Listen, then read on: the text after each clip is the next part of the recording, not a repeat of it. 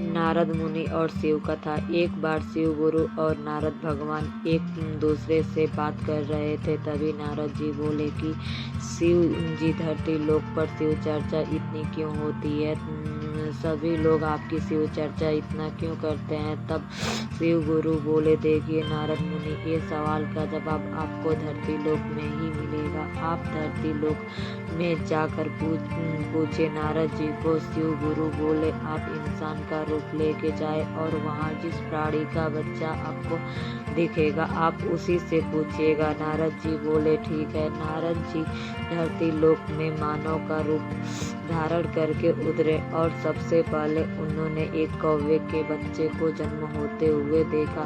नारद जी कौवे के बच्चे के पास जाकर उसके कान में पूछे कि धरती लोक में शिव चर्चा इतना क्यों होता है? इतना पूछते ही कौवे का बच्चा मर जाता है। नारद जी बहुत दुख करने लगे। तब वे शिव गुरु के पास वापस गए और बोले कि शिव जी, जैसा आप बोले थे हम वैसा ही किए, लेकिन कौवा का बच्चा मर गया। अब हम किससे पूछे? तो शिव गुरु बोले कि नारद जी, आपको इस सवाल का जवाब धरती लोक में ही मिलेगा। आप धरती लोक में ही जाकर पूछिए। नारद जी फिर धरती लोक में मनुष्य रूप में गए। इस बार उन्होंने कुत्ता के बच्चा होते हुए दिखा।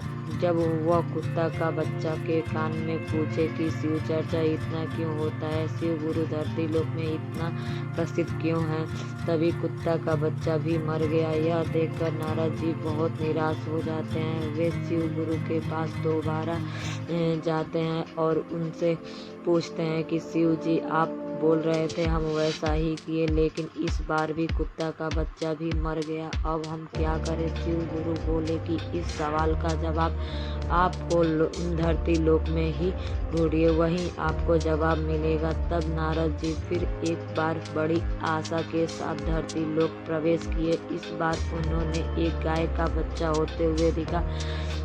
जब वह गाय के बच्चे के पास जाकर पूछे कि शिव चर्चा इतना क्यों होता है धरती लोक में, तो वह गाय का बच्चा भी मर गया। नारद जी बहुत निराश हो गए और बहुत मन ही मन विचार करने लगे कि हम जिससे भी पूछते हैं शिव चर्चा इतना क्यों होता है, शिव गुरु का पूजा इतना क्यों होता है धरती लोक में, तो वह सभी मर गए। अब हम इस सवाल का जवाब शिव गुरु से ही पूछेंगे और इस बार हम शिव जी से इस सवाल का जवाब पूछेंगे। नारद जी बोले, शिव गुरु, अब इस सवाल का जवाब आपको ही देना पड़ेगा। नारद जी बोले कि हम जिससे भी पूछे हैं सब मर गया, अब इस सवाल का जवाब आपको ही देना पड़ेगा। शिव गुरु बोले, नारद जी, इस बार आपको निराश नहीं होना पड़ेगा। आप जाकर दोबारा धरती लोक में ही पूछिए, वही आपको जवाब मिलेगा। इस बार आप निराश नहीं लौटेंगे। नारद जी बहुत आशा और विश्वास के साथ दोबारा धरती लोक में कदम लिए। इस बार उनको एक महल में राजा का बेटा जन्म होते हुए दिखा। राजा का बेटा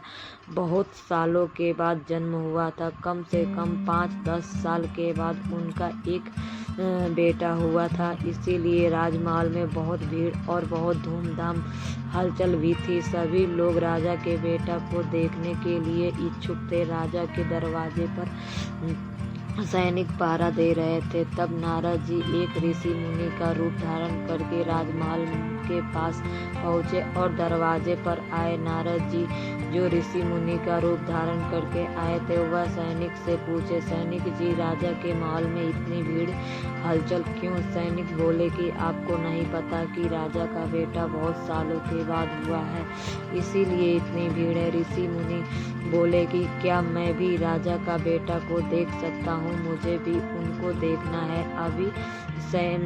अभी सैनी ऋषि मुनि को मना करने लगे और वहाँ से जाने के लिए कहने लगे। ऋषि मुनि नहीं माने और वहीं पर खड़े हो गए। सैनिक विशेष होकर राजा जी को बुलाया और बोले, राजा जी, आपके दरबार में एक ऋषि मुनि आए हुए हैं और वे आपके बच्चे को देखने के लिए जिद कर रहे हैं। राजा जी जल्दी से आए और ऋषि मुनि से बात की। ऋषि मुनि बोले कि राजा जी, हमको आपके बेटे को देखना है।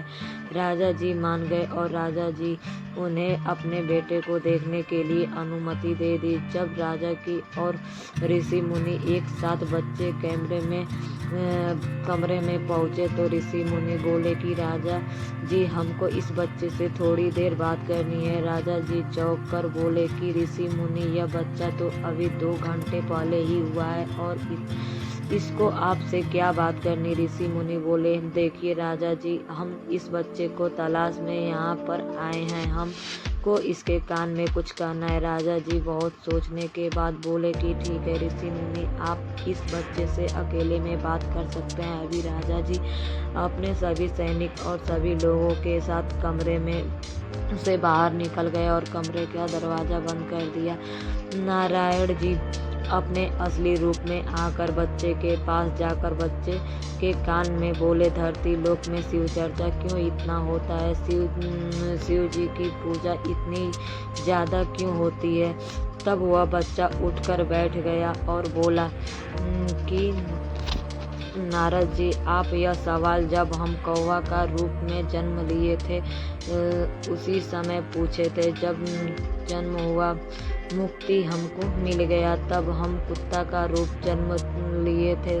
उस समय आप इस सवाल कान में पूछे थे और उस समय जन्म में ही हमको मुक्ति मिल गया था। जब हम गाय के रूप में जन्म लिए, मुक्ति मिल कहलाता है। उस जन्म में भी आप मेरा कान में सवाल पूछे थे और उस जन्म में भी हमको मुक्ति मिल गया। 3 जन्म में मुक्ति मिलने के बाद हमको इंसान का रूप में जन्म हुआ, क्योंकि आप जन्म के साथ मेरा कान में शिव गुरु का नाम लिए थे, इसीलिए तीनों जन्म में बहुत आसानी से मुक्ति मिल गया। इसीलिए चर्चा इतना होता है। यह सुनकर नारद जी का रोंगटा खड़ा हो गया और नारद जी चौंक गए। हर हर महादेव।